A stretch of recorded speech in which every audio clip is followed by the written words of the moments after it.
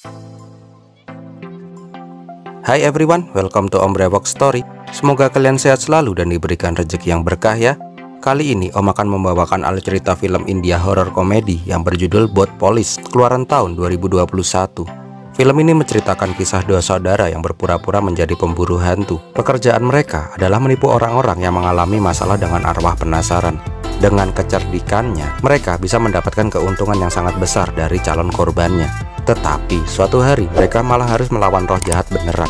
Nah, mau tahu gimana kekonyolan dua bersaudara ini ketika memburu hantu? Gak usah pakai lama, bumper Om Brewok Story.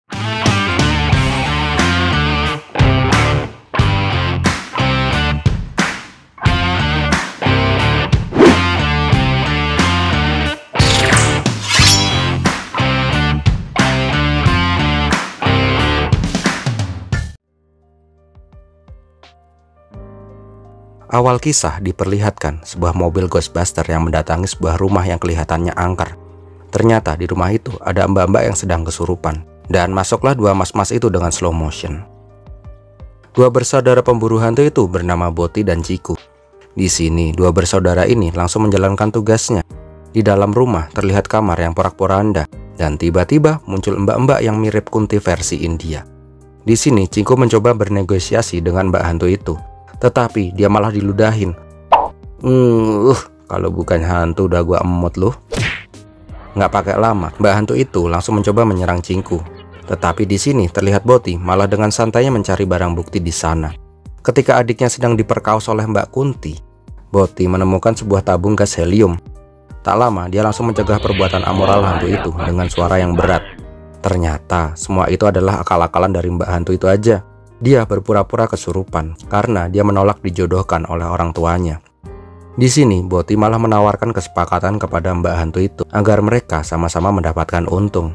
Tak lama di luar mereka melakukan ritual pengusiran roh, dan terlihat mbak hantu yang sebelumnya juga berpura-pura masih kesurupan. Di sini Boti mengatakan bahwa yang masuk ke putri mereka adalah roh mendiang kakeknya yang tidak setuju jika cucunya dijodohkan dan menikah muda. Setelah orang tuanya setuju tidak akan menjodohkan anaknya, mbak hantu itu berpura-pura muntah, dan misi mereka pun berhasil. Keesokan harinya diketahui bahwa dua bersaudara ini memang sudah sering menipu dengan berpura-pura menjadi pemburu hantu. Tetapi diketahui bahwa sebenarnya mereka adalah anak dari baba terkenal yang namanya sudah tersohor di penjuru negeri. Ciku sebenarnya tidak setuju dengan kerjaan mereka yang selalu menipu, karena dia ingin menjadi pemburu hantu yang sungguhan seperti mendiang ayahnya. Tetapi Boti yang sudah menikmati mendapatkan uang banyak dari hasil menipu tidak ingin meninggalkan pekerjaannya itu. Hari-hari mereka pun dihabiskan dengan menipu sana-sini. Sampai suatu hari di kampung Baba yang isinya dukun semua, terlihat cewek manis cantik yang mantap. Wanita itu berniat mencari ulat Baba, ayah dari Ciku dan Boti. Dan terlihat juga om-om dengan kumis japlang yang juga mencari anak dari ulat Baba. Di sini terlihat Boti yang sedang mengobati mbak-mbak cantik yang pakai baju tipis. Tetapi Ciku yang sebel melihat tingkah kakaknya akhirnya keluar dari situ. Di luar dia meminta kepada arwah ayahnya untuk memberikan petunjuk kepadanya agar dia bisa menjadi baba yang sesungguhnya. Dan tiba-tiba tangannya kejang-kejang dan kitab yang diwariskan ayahnya tiba-tiba gelinding ke bawah. Secara nggak sengaja kitab itu malah gelinding ke mbak-mbak yang mantap tadi. Setelah itu, Ciku menemukan bahwa di kitab itu terdapat pesan rahasia. Nah, kembali ke mbak-mbak mantap tadi. Dia yang kena sama calo malah diarahkan ke Google Baba, dukun yang pakai kacamata 3, kayak Dewa Erlang di Sun Gokong. Google Baba mengaku sebagai anak dari ulat Baba. Sedangkan di tempat dua bersaudara, Ciku yang senang karena menemukan surat penting di kitab itu dengan girangnya menunjukkan kepada kakaknya. Tetapi karena mengganggu waktu enak-enaknya dengan mbak-mbak itu, Boti langsung mengusir Ciku. Tetapi di sini Ciku malah mengatakan, "Oke, fine, aku akan pergi selamanya." Mendengar itu, Boti langsung mengejar adiknya. Di sini dia mengatakan, "Coy, kakak cuman bercanda. Nggak mungkin kan kakak usir adik yang gantengnya kayak Om Brewok ini." Tetapi Ciku yang sudah lelah ikut kakaknya yang selalu menipu, tetap berniat pergi. Nah, nggak mau ditinggal adiknya, Boti malah mengungkit-ungkit masa lalu dengan mengatakan, "Ayah meninggal pada saat kamu masih piyik. Kakaklah yang merawatmu dari kecil. Sekarang kau meninggalkanku. Hi. Mendengar itu, akhirnya Ciku mengurungkan niatnya. Tetapi tak lama terlihat om-om tadi. Ternyata om-om kumis itu adalah inspektor polisi Cedi yang sedang memburu dua bersaudara ini. Melihat Cedi, mereka langsung kabur dong.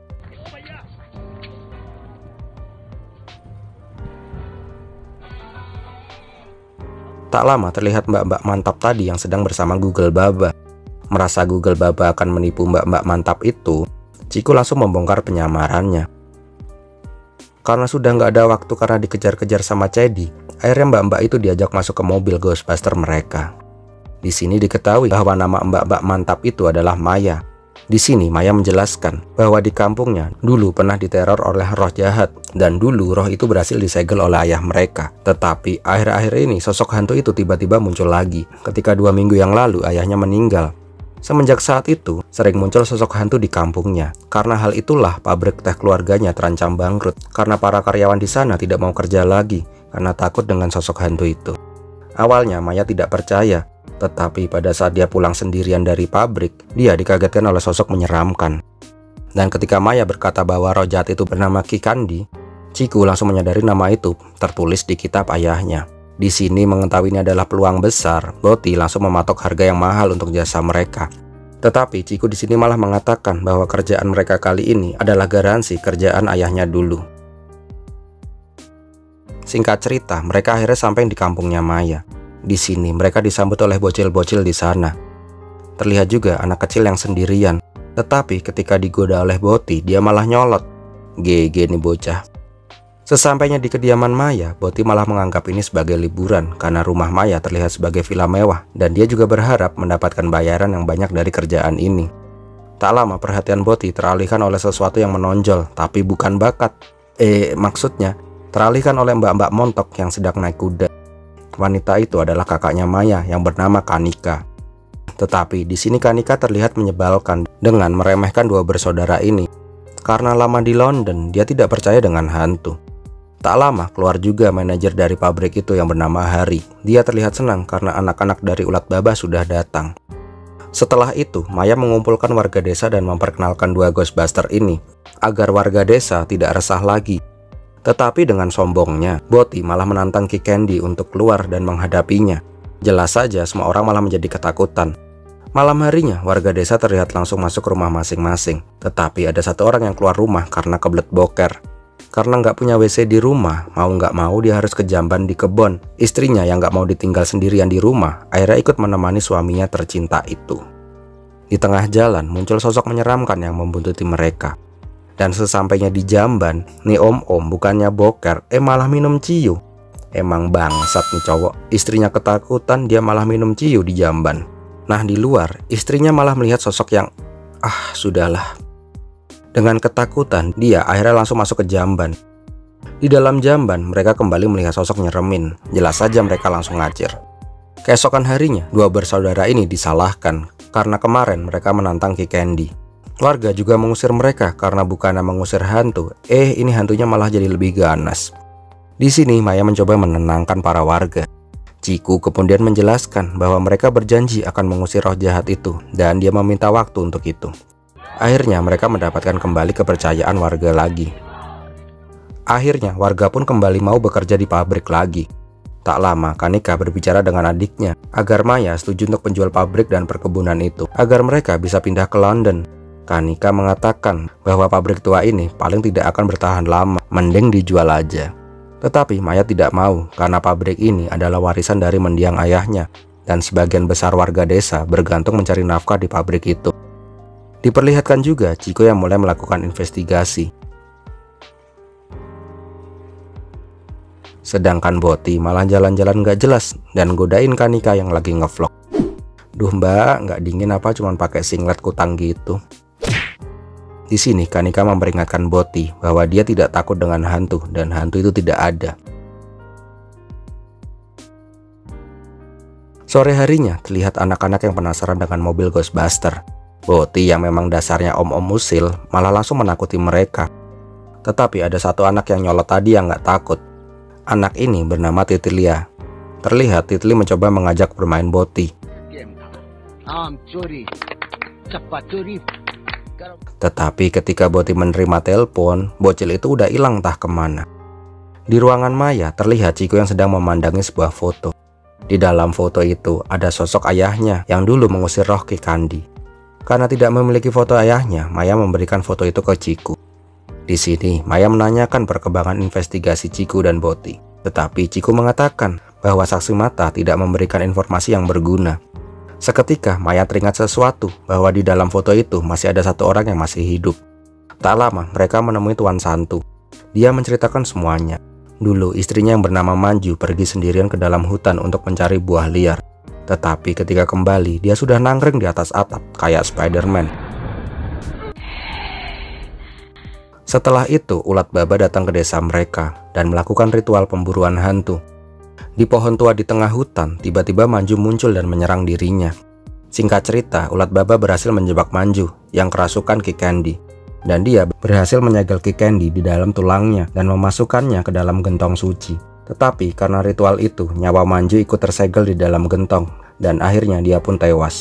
Santu juga memperingatkan dua bersaudara ini untuk meninggalkan desa itu dan menyerah saja karena resikonya terlalu besar. Tapi Ciku mengatakan dia akan menyegel Ki Kandi lagi. Dan seketika itu Santu membuka kacamatanya dan terlihat matanya sudah buta. Pada saat perjalanan, Ciku mencoba mencari lokasi pohon tua itu di tengah hutan. Kok ya malam-malam ya Pak D, kan bisa besok siangnya. Gini ini nih film horor, kadang nalarnya nggak dipakai. Boti yang sebenarnya nggak mau nyari pohon itu malah nggak sengaja terjatuh, yang malah jatuh tepat di depan pohon keramat. Di sini Ciku mencoba mengecek guci di dalam pohon. Dia malah nemu bangkai tupai. Dan ketika menemukan gentong suci, dia melihat gentong itu dalam kondisi baik-baik saja. Nah konyolnya, Boti yang nggak percaya hantu malah main-main sama gentong keramat itu. Dan kemudian malah ngebantingnya. Seketika lengan Ciku langsung kejang-kejang. Tetapi Boti malah ngeplak adiknya pakai tulang. Dia mengatakan bahwa hantu itu nggak ada. Ayah kita itu paling juga penipu, sama kayak kita. Dan mereka meninggalkan hutan itu tanpa tahu teror yang akan menghantui mereka semua. Di kediaman Maya, tiba-tiba anjingnya membawa tulang Ki Kandi ke kamar Maya. Di ruangan sebelah, Ciku yang lagi fokus mempelajari kitab ayahnya agar bisa menyegel Ki Kandi lagi, malah diganggu sama kakaknya yang malah lihat majalah bokep. Di kamar Maya terjadi keanehan. Tiba-tiba ranjangnya melayang-layang. Karena kejadian itu, Maya menjadi syok. Bahasa kerennya kena sawan. Di sini Ciku dan Boti langsung mencoba mengecek kamar Maya. Tetapi pada saat hendak masuk, tangan Ciku kembali kejang. Di sini Ciku menemukan tulang Ki Kandi. Tetapi Boti masih tidak percaya. Nggak mau ambil resiko, Ciku berniat melakukan upacara pengusiran roh di kamar itu. Tetapi pada saat melakukan upacara, muncul sosok serem di dinding. Untungnya upacara itu cepat selesai sehingga sosok itu pun menghilang. Tak hanya itu, Ciku juga menggantung boneka Barbie versi dukun di rumah itu agar rumah itu tidak diganggu dedemit lagi. Di sini Ciku berjanji kepada Maya.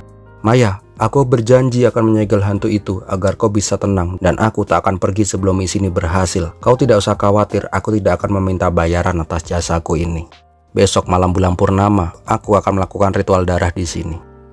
Setelah itu malah terjadi perdebatan. Boti marah karena Ciku dengan gampangnya menjanjikan sesuatu yang tidak-tidak. Tetapi Ciku tetap pada pendiriannya. Esok malam dia akan melakukan ritual darah dan meminta kakaknya tidak usah ikut campur kalau nggak mau membantu. Karena kesal dengan adiknya, Boti malah kencing di tengah kebun. Tiba-tiba dia merasa ada sesuatu yang lewat dan jelas aja dia mengikuti sosok itu. Ternyata ada sosok hantu yang memanjat tangga ke kamar Maya. Hantu kok naik tangga? Terbang dong.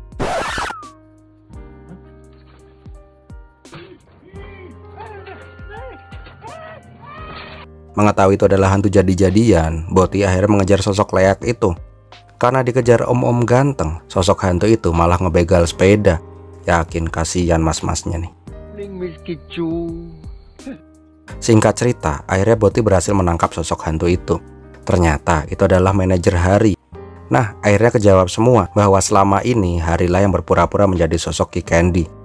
Tak lama muncul Kanika di sana. Diketahui juga bahwa semua ini adalah rencana Kanika agar Maya mau menjual pabrik dan perkebunan warisan ayahnya. Di sini Hari malah nyeplos bila Kanika sebenarnya sedang punya utang banyak karena gaya hidupnya yang selalu berfoya-foya. Mengetahui ada peluang, Boti menawarkan kerjasama. Tetapi kali ini dia meminta imbalan 2 juta rupiah. Akhirnya mereka setuju untuk melakukan sandiwara agar pabrik itu bisa terjual. Di tempat lain terlihat bahwa sosok menyeramkan itu masuk ke kamar Maya dan tiba-tiba Maya diserang oleh sosok hantu pohon yang serem banget. Keesokan paginya, tiba-tiba Boti berubah pikiran dan mendukung rencana Ciku. Ciku jelas saja senang karena kakaknya akhirnya sadar dan akan membantunya. Malam harinya, terlihat Kanika dan Boti yang sedang meracik obat tidur untuk Ciku. Karena terbawa suasana, mereka hampir aja tukeran iler. Tetapi penonton harus kecewa karena ternyata nggak jadi. Boti kemudian memberikan obat tidur itu ke Ciku, dan tak lama warga desa datang ke hutan untuk melihat ritual pengusiran roh itu. Ketika upacara itu berjalan, efek obat tidur itu mulai bekerja, dan muncul suara tawa kuntilanak di sana. Dan tiba-tiba juga lampu Petromax tiba-tiba meledak. Jelas aja semua ini telah disetting oleh Kanika. Tak lama, Ciku yang sudah nggak kuat akhirnya tidur pules. Hal itu menjadi tanda untuk Hari beraksi dengan turun dari atas pohon. Wih! Boti mengatakan kepada warga bahwa Ciku telah mati karena kena kutukan dan berkata kepada warga, bila kalian mau selamat, kalian harus meninggalkan desa ini. Jelas saja semua orang langsung ngacir ketakutan. Sedangkan di kamar, Maya yang baru siuman langsung diserang oleh sosok kasat mata, seolah-olah ada roh yang hendak masuk ke dalam tubuhnya. Setelah misi menakut-nakuti berhasil, Boti meminta jatahnya kepada Kanika dan dia akan segera pergi sebelum Ciku bangun. Tetapi di sini terlihat bahwa Kanika mencoba mengulur-ngulur waktu karena sebenarnya dia sudah tidak memiliki uang lagi. Mengetahui bahwa dirinya sedang ditipu oleh Kanika, Boti mengancam akan membeberkan sandiwaranya ke Maya. Tetapi di sini Kanika kembali mengancam, kau kan juga ikut-ikutan dalam rencana ini. Bahkan kau yang memiliki ide untuk membuat adikmu tertidur. Sialnya, ternyata Ciku sudah sadar dan mendengar semua pembicaraan Boti dan Kanika. Hampir terjadi baku hantam di sini. Tetapi tiba-tiba entah dari mana muncul Inspektur Cedi yang langsung menodongkan pistol. Singkat cerita, Cedi membawa dua bersaudara ini. Ternyata diketahui bahwa dia tidak mengejar dua bersaudara ini karena penipuan, tetapi dia dendam dengan ayah mereka. Karena ketika dia masih kecil, Ulat Baba menyuruh orang tuanya menikahkan dirinya dengan kambing karena Ulat Baba melihat di tubuh Cedi ada roh jahatnya. Semenjak saat itu, dia menjadi bahan olok-olokan teman-temannya. Dia mengatakan akan membunuh dua bersaudara ini karena dendam pribadinya. Nggak mau mati konyol, Boti langsung teriak dengan toa, sehingga mobil itu menabrak pohon. Mengetahui Cedi pingsan, Boti mengajak Ciku untuk kabur. Tetapi Ciku tidak mau kabur, dia berniat kembali ke desa dan mengatakan semuanya ke warga desa bahwa kakaknya adalah seorang penipu. Akhirnya terjadi perdebatan kembali antara dua bersaudara ini. Ciku sudah tidak ingin lagi bersama dengan kakaknya dan memutuskan untuk berpisah selamanya dengan Boti. Di pabrik terlihat Kanika dan Hari yang sudah membayangkan mendapatkan uang banyak dari penjualan pabrik itu. Tetapi mereka malah melihat Maya yang lagi mojok di sana. Ketika membalikan badannya, ternyata wajah Maya sudah kayak kuntilanak. Jelas saja mereka langsung kabur. Sedangkan Boti yang galau karena ditinggal oleh adiknya berniat berjalan meninggalkan desa. Tetapi dia melihat Titli yang sedang sendirian di dalam hutan. Titli mengajak Boti untuk bermain dengannya. Tetapi Boti malah menggendongnya karena nggak baik malam-malam bocil di tengah hutan sendiri. Tak lama terlihat Cedi yang mencegat Boti. Tetapi tiba-tiba Titli menghilang dari gendongan Boti dan muncul di pundak Cedi. Tiba-tiba Cedi langsung kelabakan karena ulah dari Titli. Melihat hantu bocil di depannya, Boti langsung ngacir. Di sini dia akhirnya menyadari bahwa ketika adiknya kejang-kejang tangan, sebenarnya dia merasakan sosok hantu dan Botilah yang bisa melihat sosok hantu itu. Tak lama Boti berhasil menemukan Ciku. Dia memohon maaf karena sekarang dia sudah percaya kalau hantu itu beneran ada. Boti menyadari warisan ayahnya adalah dia bisa melihat hantu ketika Ciku mengalami kejang tangan. Di pabrik terlihat Hari yang dimamam sama hantu. Tak lama dua bersaudara ini datang ke pabrik itu. Walaupun ketakutan, mereka berniat menolong Kanika dan Maya. Dan ketika Ciku membacakan mantra, tiba-tiba muncul Cedi yang sekarang juga percaya kalau hantu itu ada. Tak lama keluar Maya yang kayak Spider-Man nangkring di atas tembok. Dia langsung mengangkat Cedi. Tetapi di sini keanehan terjadi. Tiba-tiba Cedi mengembek, "Mbek, mbek, mbek." Ternyata itulah mengapa dulu dia disuruh menikah dengan kambing, karena untuk kebaikannya sendiri. Lagi asik-asiknya ngobrol, tiba-tiba Ciku terpental dan Maya sudah muncul di sebelahnya. Sejenak Maya bisa mengenali Chiku, tetapi tak lama dia kembali lagi kesurupan dan melempar Chiku. Melihat adiknya diapa-apain sama Mbak Hantu, Boti langsung menantang Ki Candy. Nah, pas dia kayang, Boti malah langsung jiper dan ngacir karena dikejar sama mbak-mbak kayang. Pada saat melihat kakaknya dicekek hantu, Chiku langsung mengeluarkan mantra penyegelan.